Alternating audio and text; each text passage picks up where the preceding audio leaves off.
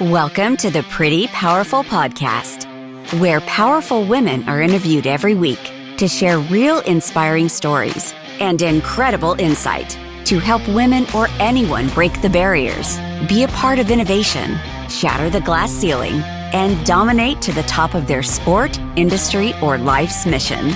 Join us as we celebrate exceptional women and step into our power. And now, here's your host, Angela Gennari. Hello, and welcome to the Pretty Powerful Podcast. Thank you so much for joining us today. We are here with Heidi Johnson. Thank you so much for joining us, Heidi. Thank you, Angela, for having me. It's really fun to be here. Awesome. So I want to introduce Heidi because she's going to have so much great information for our audience today. So Heidi Johnson is a nonprofit founder, a storyteller, and a believer in good. I love that so much. She uses the power of connection to bring people together for a purpose greater than themselves through her vast work in the nonprofit sector. For the past decade, she has communicated powerful stories to inspire others to serve and give through her blog and podcast, Charity Matters. As the executive director of the nonprofit Task, a Catholic youth leadership organization, she has the privilege of planting that seed of compassion in over 3,000 students a year while revitalizing, rebranding, and rebuilding a 40-year-old nonprofit organization. Heidi co-founded the nonprofit, the Spiritual Care Guild at CHLA, to provide chaplains of all faiths for patients and families. Today, she currently serves as a trustee at Children's Hospital Los Angeles and on the hospital's Spiritual Care Advisory Board. A strong believer in education, Heidi currently serves on the Chancellor's Advisory Council at Texas Christian University and Loyola Marymount University's Board of Visitors School of Education. She has served in multiple leadership roles in a number of Catholic schools and nonprofit organizations. Heidi is the proud recipient of the Cornelian Award and recognized as a First Lady of Urban Compass, all in recognition of service. An alumni of USC, she and her husband, Ron, are the proud parents of 3 sons. Oh, I love being a boy mom. Isn't it so much fun? I love being a boy mom. It's the best. It's the best. Nothing better. I must have done something really right because if I would have had a girl who had my attitude, I don't know what I would have done. I don't think I could have handled it either. Cheers to the girl moms out there because they get special love. For sure. So tell me what drew you into the nonprofit sector? Well, it's a little bit of a long story. I'll try to keep it as short as possible. But when I was in sales and marketing my whole life in the software business and had a big career working in distribution and sales and marketing. And when I was 35, I had 3 little boys, teeny tiny little ones, and was consulting. And I got that phone call in the middle of the night that changes your life and changes everything. My parents and all of their friends, 4 couples, were on vacation in Mexico and were in a horrible car accident. They were hit by a bus, and every couple lost a spouse. My mom was killed instantly, my parents' best friends, and my dad was in a coma. And my dad, it just sucks oxygen right out of the room and out of me every time I tell the story, even 20 years later.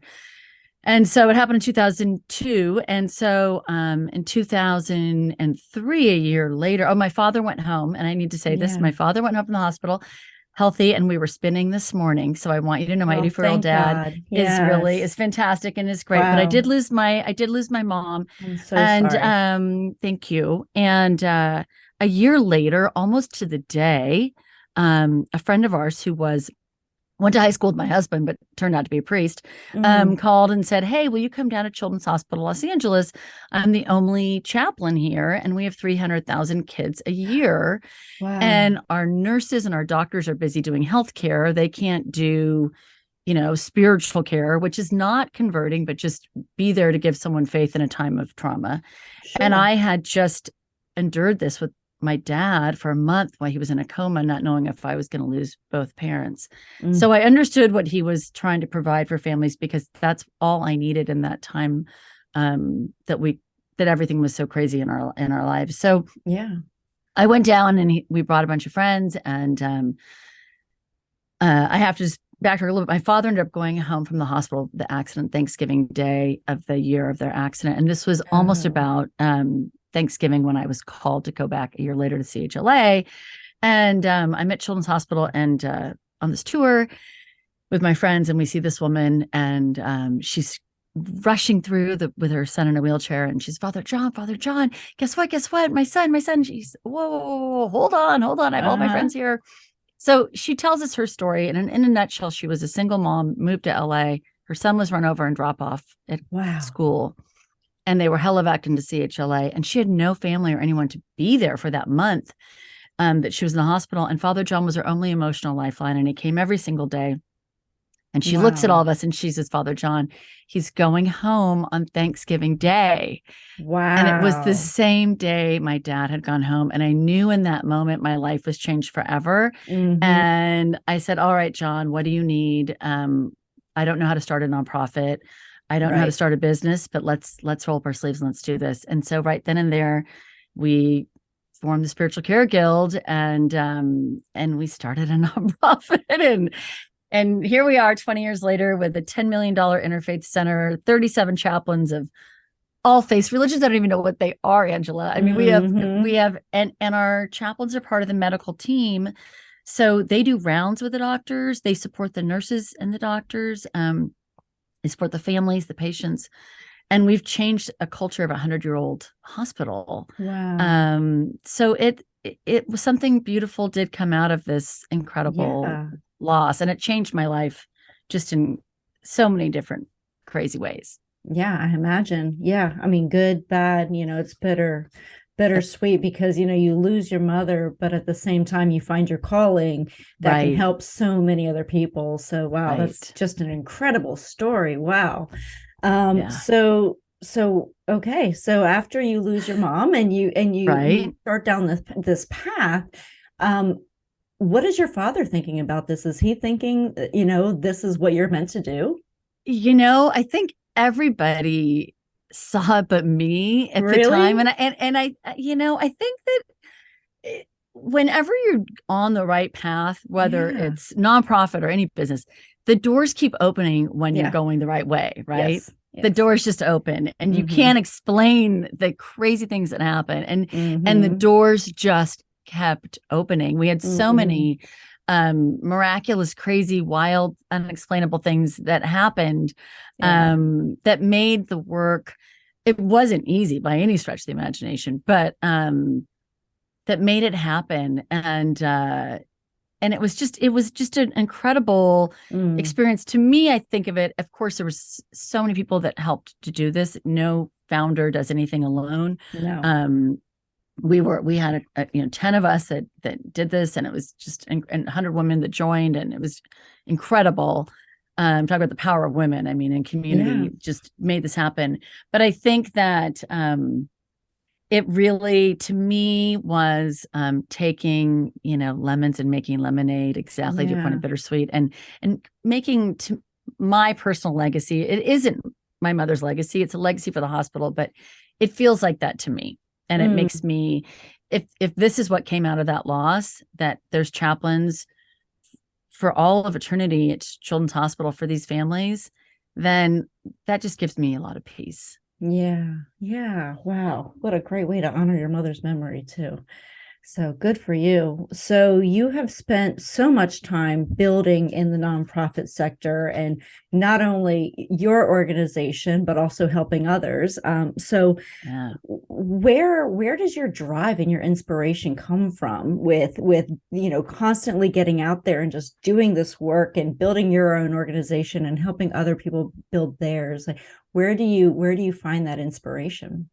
I think when we get paid in the nonprofit space in such different ways. When you have a family that lost a child and says, thank you for providing someone on this journey with us. Thank you for being there for our family.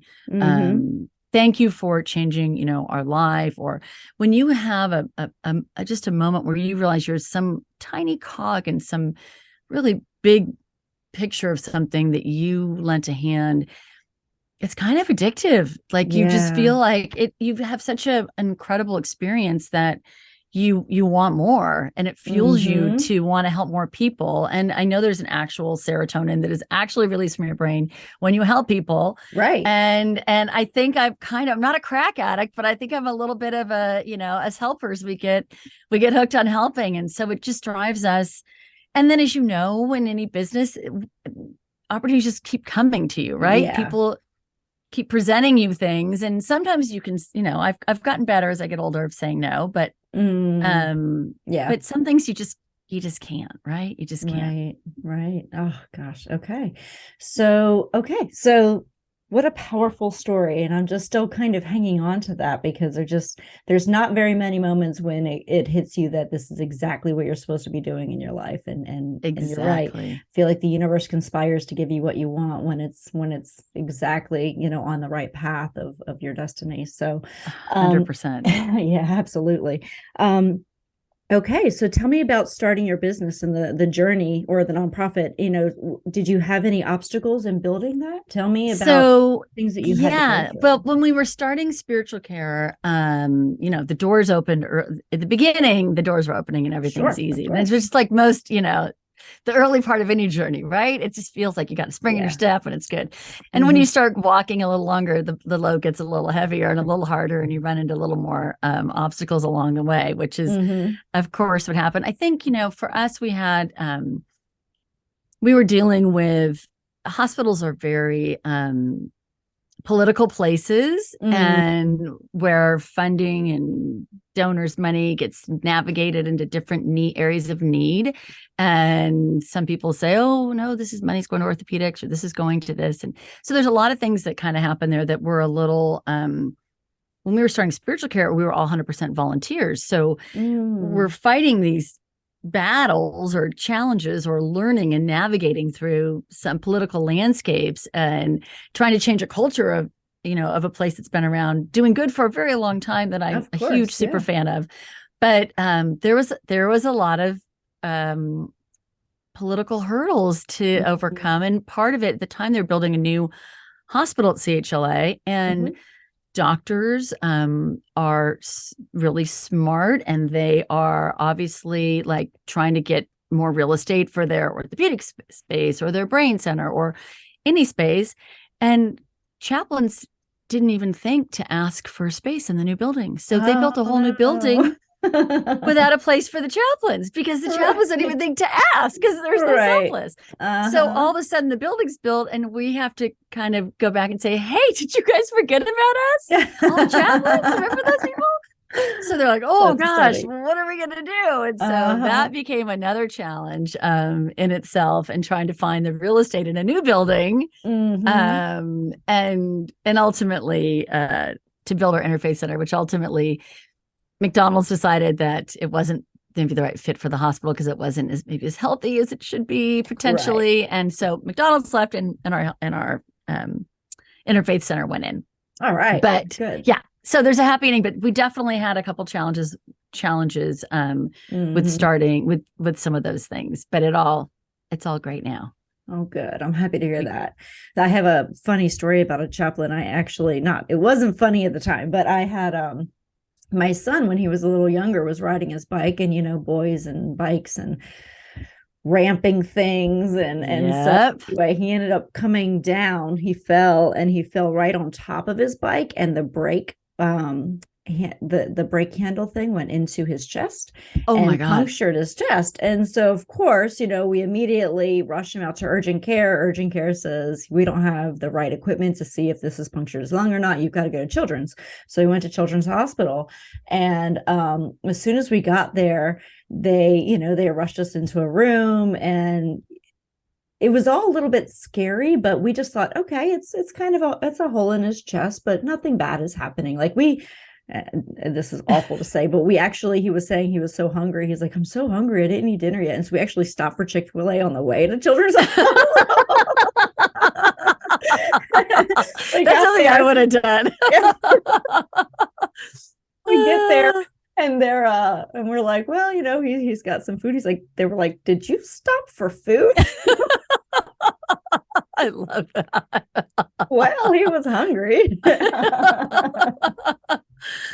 So we get in there, and now it gets scary for him because, again, we didn't really think it was anything really serious. And so we get into this room, and this room looks like a little surgery room. They've got these big fancy lights, and the doctor comes in and he looks at this hole in my son's chest. And then as he's looking, and my son started getting scared then because the room was scary, not anything else, but the room was scary.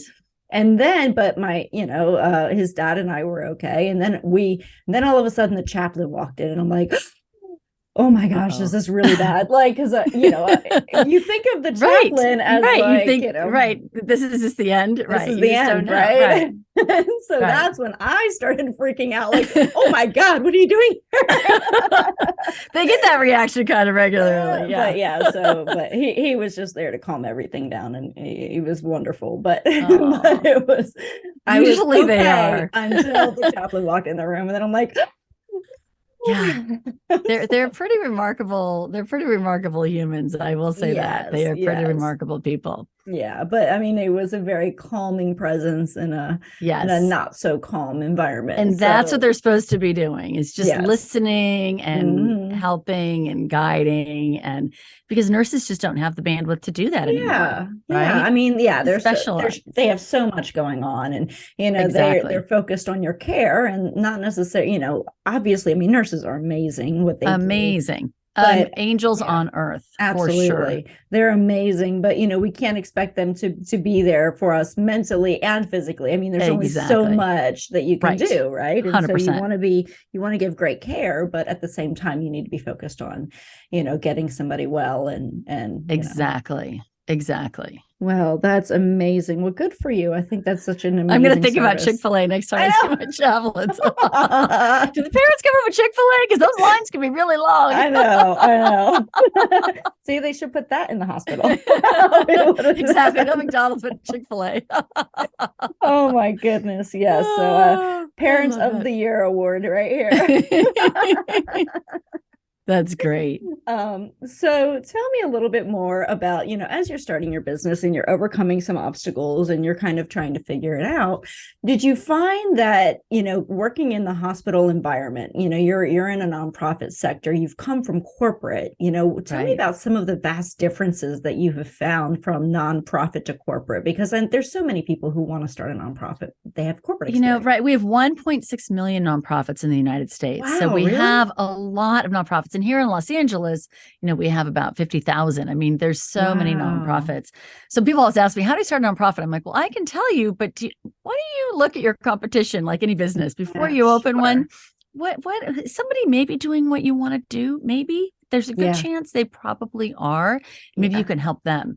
But so for us, the hospital is really brilliant in that some hospitals have support groups that operate under their own 501c3 under the hospital's nonprofit. Okay. But Children's Hospital Los Angeles doesn't.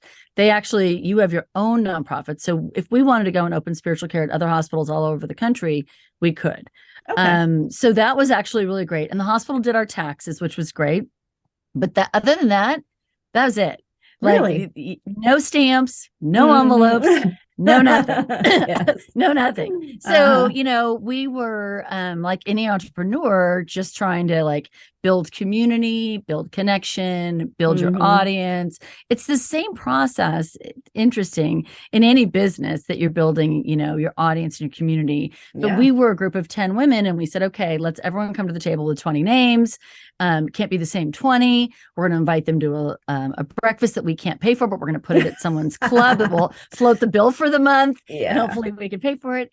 And, we invited 200 women, 100 came, 100 joined, and we were off to the races. And so really, we had phenomenal women volunteers. We were 100% volunteer organization. We still are. And 5 years into running it, and my husband always says, and this is just his, MBA business strategy, everything you enter except a marriage should have an exit strategy. Everything. Good. Yeah. Every business you buy, every home you buy, every job you take, when are you leaving? So when I started this, he asked me my exit strategy when we started. And I guess it was good in a way, because in my mind, I said, I think it's going to take 5 years to build this. And in 5 years, I said, okay, I think we've accomplished the goals that I had set out.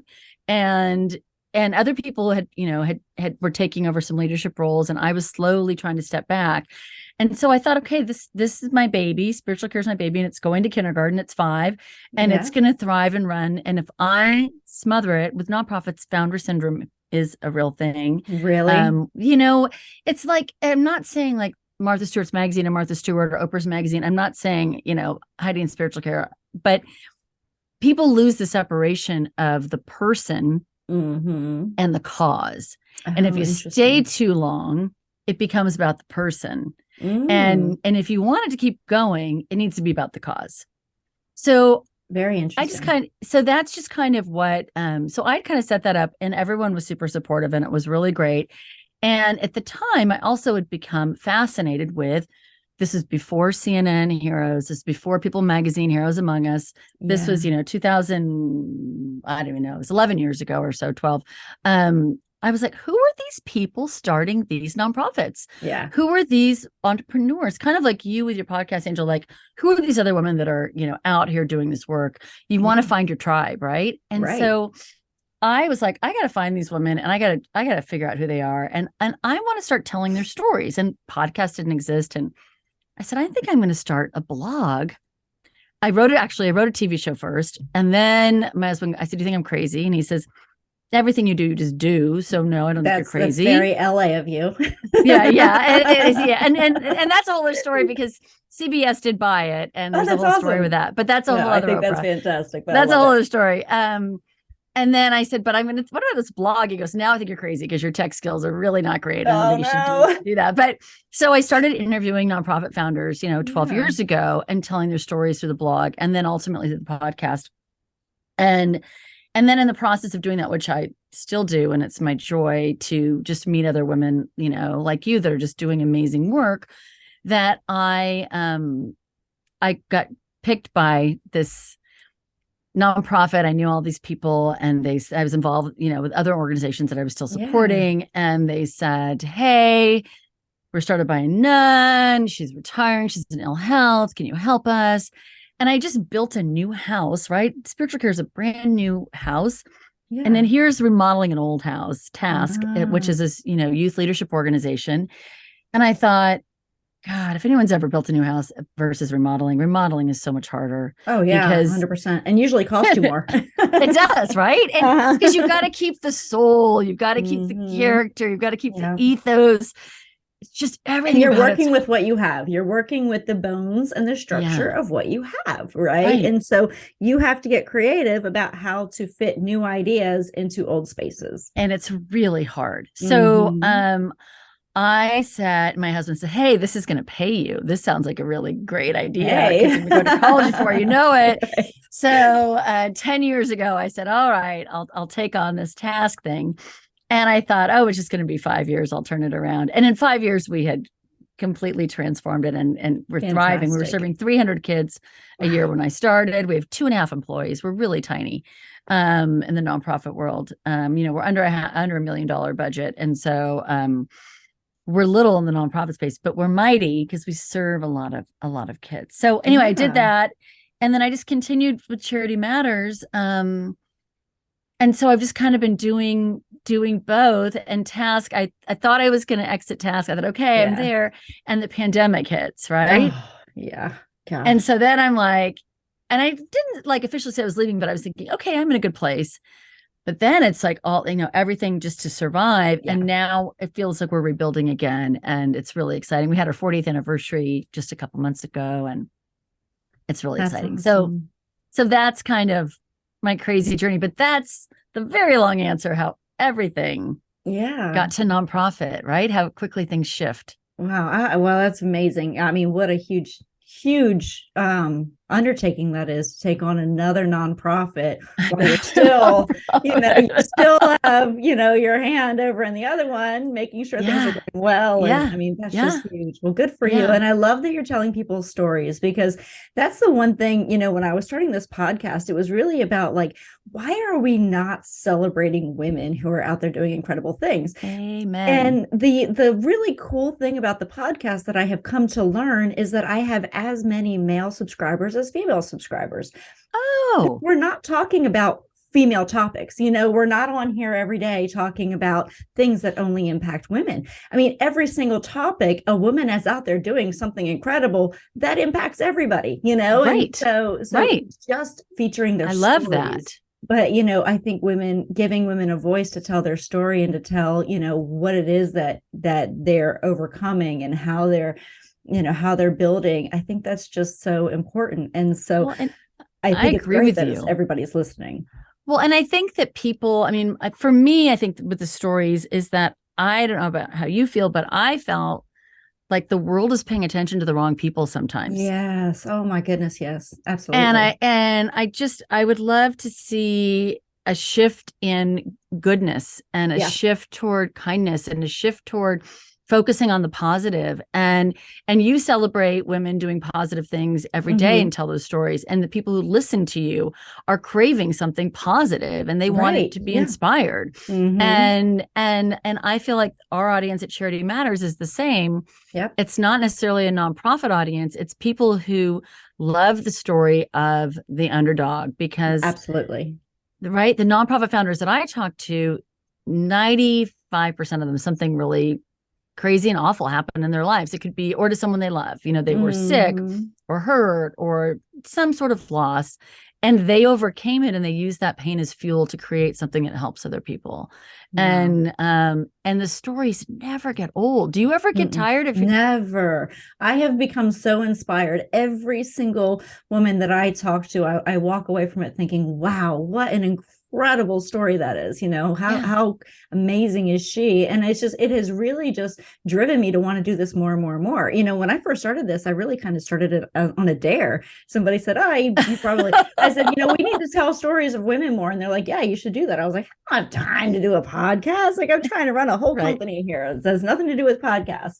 And so anyway, they're like, well, I mean, if you can't do it, you can't do it. I was like, of course I can do it. I'll do it. And thought it'd last a few probably episodes. Becomes it probably, forgive me for interrupting, it probably becomes your guilty pleasure during the week, because it feels like so much to try, because I understand in my world, trying to schedule it, trying to make it happen, trying to work all these things and make it all. And then after I have the conversation, I'm like, well, that was just like a shot in the arm. Like I feel so empowered and inspired by the people that I meet. Absolutely. It's the best. It really is. And I've gotten so much out of it. And I really just look forward to it now. And it's one of these things that is just my passion project. Like it's just something I just wake up and love to do. Like I just love to do it. I feel the same way. It's just a privilege to talk to great people and it's a privilege to share great people with the world, right? Yeah, I mean, exactly. Because the media will tell you that they're not there. And you and I both know that there's more people the great people than we have time to talk to. Oh, absolutely. 100%. And, I feel like the people the media features they're the ones who are the loudest, the squeaky wheel gets the oil. Right. And so those are they're putting the same people out there saying the same things over and over. And I'm like, there are different viewpoints in the world. there are that we can listen to. Our kids should be hearing, we grew up in a generation where there was always heroes. Oh, yeah. Right. I mean, whether it was Western or it was the family hero, whether it was the mom on the Cosbys or it was Carol Brady or whoever it was, there was always a hero. And I don't see a lot of that. No. No. And you have the movies are different now for kids. You have movies like Mean Girls and you have movies, they're just not, it's not the same. It's just not the same. It's not the same. And so I feel that, but heroes exist, people who overcome obstacles and take on to help other people.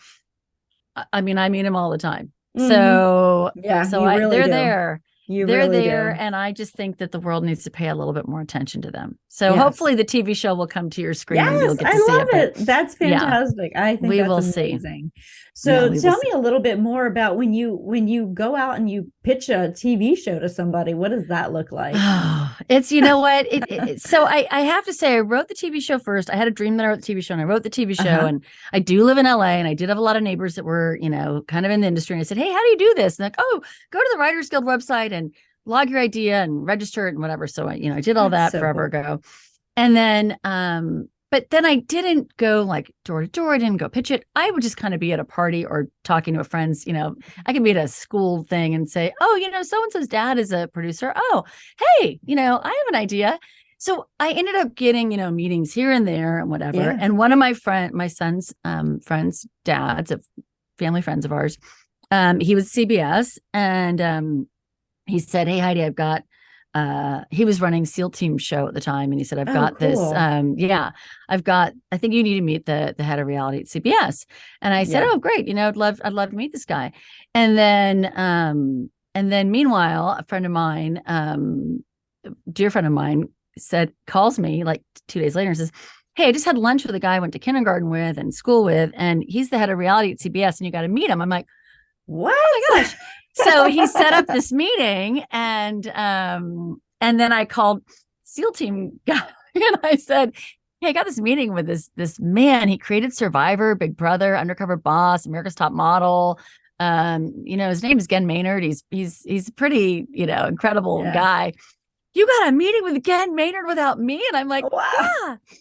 So anyway, Gen and I worked on the project, and then Gen left CBS, and Gen when he left, after he left, he said, Heidi, there's a couple projects he's like, I'd like to take with me, personally. And so he said, would you be willing to step aside from that to come with me? And so then COVID hit. And so we are back at it. Gen is really incredible. And he and I become just great friends in the process. And I think when you are trying to tell someone's story, especially potentially on television, and especially with nonprofits, helping people, you have to really trust the person. And I'm not saying that people, I don't know everybody in Hollywood. I know a lot of people, but I don't know. But I have to say, I found someone I just completely trust. And so slow and steady wins the race. And it's going to happen when it's supposed to happen and when it's going to be right. And the world's changing a lot right now. Yeah. So we've kind of shifted gears in the way that we're going to do this, I think, and we'll see. I'm pretty excited about it. Super cool. Oh my gosh. Yeah. Well, I am excited. Stay tuned. It could be a minute, but I'm excited to watch it. It's going to happen. It's going to happen. I hope so, Angela. The world needs it. The world needs it. That's for sure. We definitely do. We definitely need some good positivity out there. Amen. Amen. So what advice would you give to your 18-year-old self? I think I would, my 18-year-old self was a lot of fun. So I would definitely say to keep having fun. I had a lot of fun at 18. And I think that I would say to, keep smiling, keep believing in yourself. Yeah. You got this. I'm not really a worrier, so it wasn't that I worried, but I think just self-doubt that we all have as we're growing up. We always think we have imposter syndrome. I think I would try to say, you know what, that's normal. Shake it off, fake it till you make it, you'll get there. Yeah. To be 18 again, right? Yeah. And put on sunscreen. Put on sunscreen and buy stock. Buy stock. Yes. Thank you. Buy tech stock. Buy tech stock. Buy tech stock and hurry up and sell it in 1999. Yes. Buy this little company called Apple. Yeah, Apple. Buy that stock. Yes, I agree. Okay. So here's another question I ask everybody. So as women, we often give our power away, and that could look like giving someone else credit for work that we've done, or allowing someone to criticize us or cut us down, and we don't really defend ourselves. So we just give our power away. And I think as women, it's because we feel like we are serving by being selfless. But that's not always the best way to serve, right? Sometimes standing in your power is the best way to serve. So tell me about a time that you gave your power away and another time that you stepped into your power.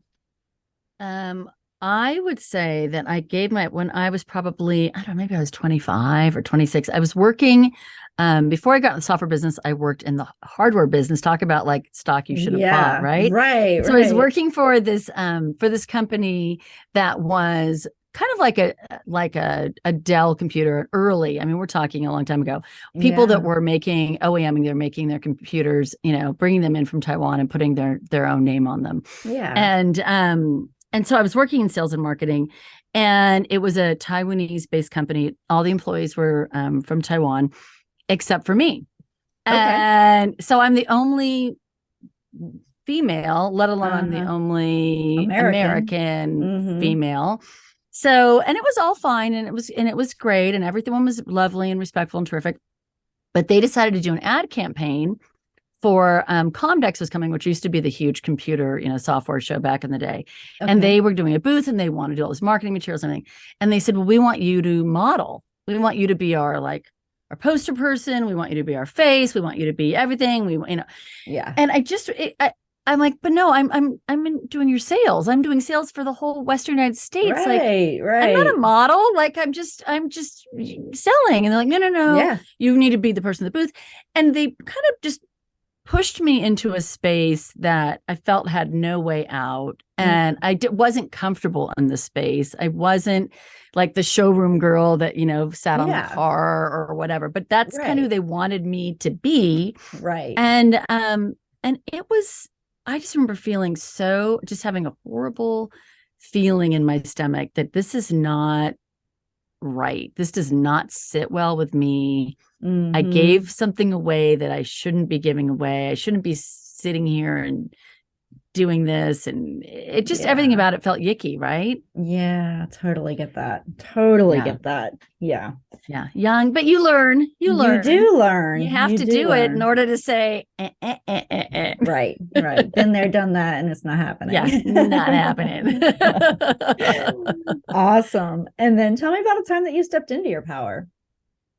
I think really kind of like a little bit like I shared earlier is as spiritual care kind of happened, I wasn't looking for starting a nonprofit. I wasn't looking to get up in front of hundreds of people and tell my story. I was still healing and grieving and reeling from everything and raising 3 little kids. And yet it was my story, and my story just really was part of the healing process that families go through at hospitals.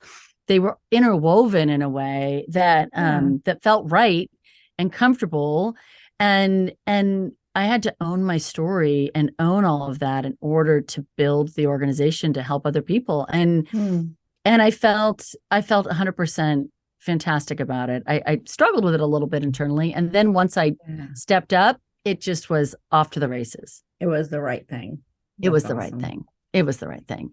That's fantastic. So what advice would you give to entrepreneurs who are looking to get involved with nonprofits? I think a couple things. I think if you're starting a nonprofit, like I said earlier, look at who's around and see who can help first. That's number one.